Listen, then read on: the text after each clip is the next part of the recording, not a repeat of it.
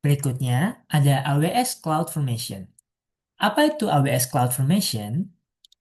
AWS CloudFormation adalah layanan yang memungkinkan kita untuk memodelkan, menyediakan, dan mengelola sumber daya AWS, serta pihak ketiga dengan menggunakan template berbasis teks, seperti YAML atau JSON.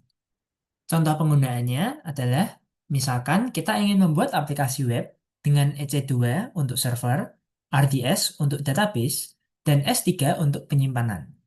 Kita bisa menuliskan semuanya dalam satu file template CloudFormation, lalu menjalankannya di AWS untuk membangun seluruh infrastruktur secara otomatis. Lalu berikutnya, ada fungsi. Fungsi yang pertama adalah automasi infrastruktur, di mana otomatis bisa mengatur, mengonfigurasi, dan memaketkan resource AWS tanpa intervensi manual. Lalu berikutnya ada konsisten, di mana semua lingkungan, yaitu development, testing, dan production, itu bisa dibangun identik dari template. Yang ketiga ada change management, di mana ternyata AWS CloudFormation ini mendukung change sets untuk melihat perubahan sebelum dideploy.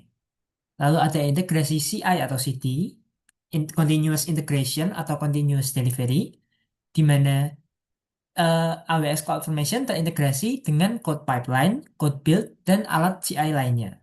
Lalu yang terakhir ada rollback otomatis, yaitu jika terjadi error saat deployment, otomatis akan rollback ke kondisi sebelumnya. Lalu berikutnya adalah manfaat. Yang pertama adalah konsistensi infrastruktur, di mana AWS CloudFormation bisa memastikan bahwa semua lingkungan, yaitu development, testing, dan production, identik dan bebas dari konfigurasi manual. Lalu yang kedua ada efisiensi waktu dan biaya, di mana AWS CloudFormation bisa mengurangi waktu dan tenaga yang dibutuhkan untuk provisioning manual resource. Yang ketiga ada audit dan dokumentasi lebih baik. Template dapat dijadikan dokumentasi yang eksplisit dan juga arsip konfigurasi sistem. Lalu yang terakhir ada scalability dan repeatability.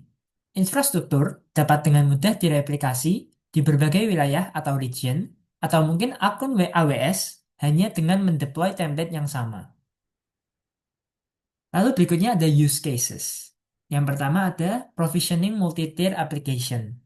Misalkan kita mau mendeploy aplikasi 3 tier seperti tadi, web, ada webnya, ada app-nya, ada database-nya dengan satu template.